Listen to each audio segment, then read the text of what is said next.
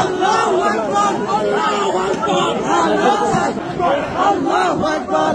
আল্লাহু আকবার, মানুষ নামক দানব যারা, হিংস্র পশু যারা, তাদের কাজ।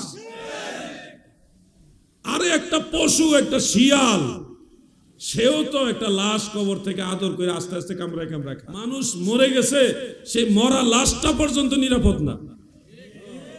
এই লোক যদি ইমাম মাহদী দাবি করে থাকে, কোনো ভণ্ডামি করে থাকে, অথবা ইসলাম বিরোধী কোনো কাজ করে থাকে, এই লোক জীবিত থাকতে তার কাছে না যাইয়া, লোক মারা গেছে, 13 দিন হয়ে গেছে, 13 দিন পর্যন্ত তাদের পাওয়ার নাই।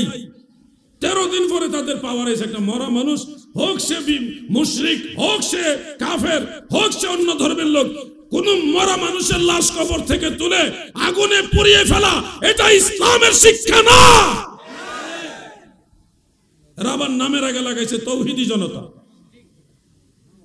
তৌহিদি জনতার কাজ এটা হতে পারে না। এটা হলো মানুষ নামক দানব যারা, হিংস্র পশু যারা, তাদের কাজ। আরে একটা পশু, একটা শিয়াল, সেও তো একটা লাশ কবর থেকে আদর করে আস্তে আস্তে কামড়ায় কামড়ায় খায়। তোরা তো ওই শিয়াল পশু যারা আছে এদের কাতারও পড়ে না। বালহুম আদল উলাইকা কাল আনআম বালহুম আদল, কোরআনের মধ্যে আল্লাহ বলেছে। আপনি বিশ্বাস করবেন, আমি যে বিল্ডিং আমি থাকি, এই বিল্ডিং একজন হিন্দু ভদ্রলোক, সে আবার উগ্রপন্থী হিন্দু না।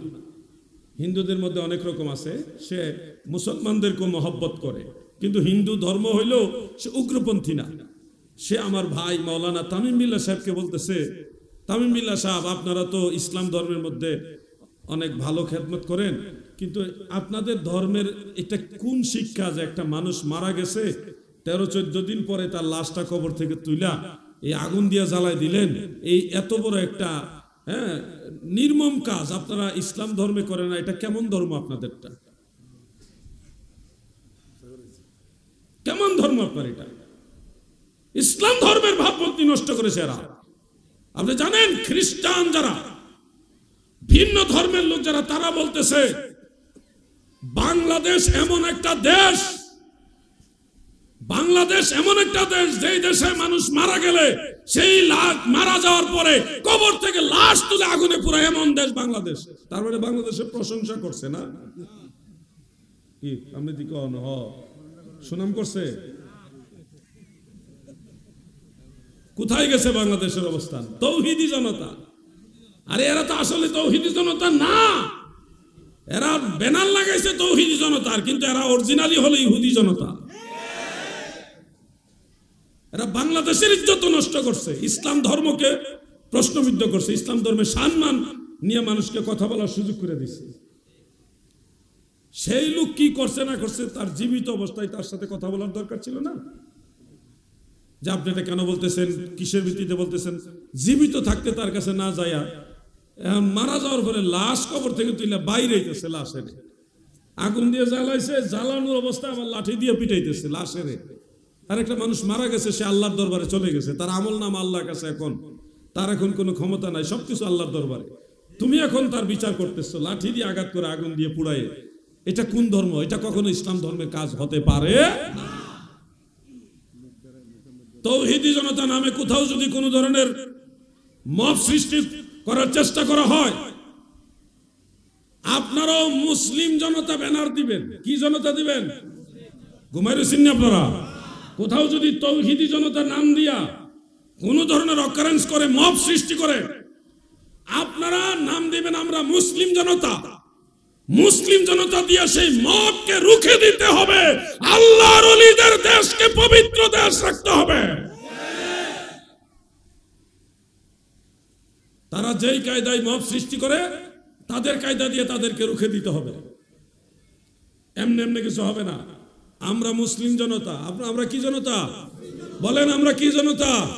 মুসলিম জনতা। আমরা শুধু তৌহিদ মানি এরকম না, আমরা তৌহিদও মানি, রেসালতও মানি। যারা তৌহিদ এবং রেসালত দুইটা মানে, তারা হবে মুসলিম জনতা। অতএব এই পরামর্শটা মনে রাখেন। অল্প কথাই বলে গেলাম, আমরা এখন মুসলিম জনতা, রুখে দিতে হবে। যুবক ভাইরা, তোমরা যদি এগুলি রুখে না দাও, তাহলে একদিন কোনো না কোনো কারণ দেখে তোমাদের কারো উপর আক্রমণ হয়ে যাবে। এগুলি তোমাদের রুখে দিতে হবে। ব্যানার হবে মুসলিম জনতা। কুকুরকে নেই, কিন্তু কুকুরকে সুযোগ পেলে লাঠি দিয়ে পিটা দিতে হবে। আল্লাহ আমাদের বোঝার তৌফিক দেন, আমিন। নেন আজকে এখানে কি নামাজ পড়ে না, জুলুসে গিয়ে কি লাভ হবে, এরকম মিলাদ মাহফিল করে কিছু হবে না। আসলে জুলুসে গিয়ে নামাজ পড়ে না, বিষয়টা একতরফা, এটা ঠিক না। যারা নামাজ পড়ে না তারা জুলুসও পড়ে না, বাড়িতেও পড়ে না। এটি না ফরিন না দল, এগুলির সাথে জুলুসের কোনো বিষয় না। হ্যাঁ, আমার কথা হলো সামথিং ইজ বেটার দেন, শামসুদ্দিনের বেটার করে নাতি। তো সেই হিসাবে সে কিছুই তো করে না, কিছু করা তো ভালো। জুলুসে গিয়া দুইটা কথা শুনবে বা নবীজির সম্মান শুনে তার ভিতরে হেদায়েত আসতে পারে, সে বেনামাজি থেকে নামাজি হইতে পারে। আপনারা বলেন তো, এই মাহফিলে যারা আছে সবাই নামাজি, ঠিক? যেই হুজুরে ওয়াজ করে ময়দানে, হ্যাঁ জুলুসে গিয়ে নামাজ পড়ে না, তাহলে জুলুস করে লাভ হবে কি? ওই হুজুরের মাঠে যারা শ্রোতা তাদের মধ্যে বেনামাজি আছে। তাহলে তারা জিগাইবেন, ও ভাই সাহেব, হুজুর সাহেব, আপনার মাহফিলে যারা আইছে বেনামাজি, তারা তো নামাজি পড়ে না, ওয়াজ হইব কি? এগুলি না, মানুষকে উৎসাহিত করবেন। একটা গুনাহগারও যদি হয়, নামাজ পড়ে না, সেও যদি একটা ভালো কাজে যায়, তাকে উৎসাহিত করবেন। ভাই আসছেন, আপনাকে অসংখ্য ধন্যবাদ। আসেন একসাথে নামাজ পড়ে নিন। এমনি তো নামাজ শিখবে, নামাজিদের সোহবতে গেলেই তো নামাজি হবে নাকি ভাই? আপনি যদি কোন তুই নামাজ পড়স না, জুলুস আইতি পারতি না, তো এই কথাটা ওয়াজের ময়দানে মনে থাকে না? এই নামাজ পড়ো না যারা, মাহফিল আসবে না তারা। তাহলে দেখবা মাহফিল ভর্তি মানুষ। মাইকলাও থাকতো না, কারণ হেও নামাজ পড়ে না। না রে ভাই, আমি আন্দাজি কইছি, জানি না। নিশ্চয়ই আপনি ঈদের নামাজ পড়েন, অথবা জুমার নামাজ তো পড়েনি। 5 ওয়াক্ত নামাজ নিয়মিত না পড়লেও মাঝে মধ্যে তো চেষ্টা করেন নাকি? চেষ্টা করে, একবারে খারাপ না। আল্লাহ আমার ভাইদেরকে নামাজি হিসেবে কবুল করে, বলে না আমিন।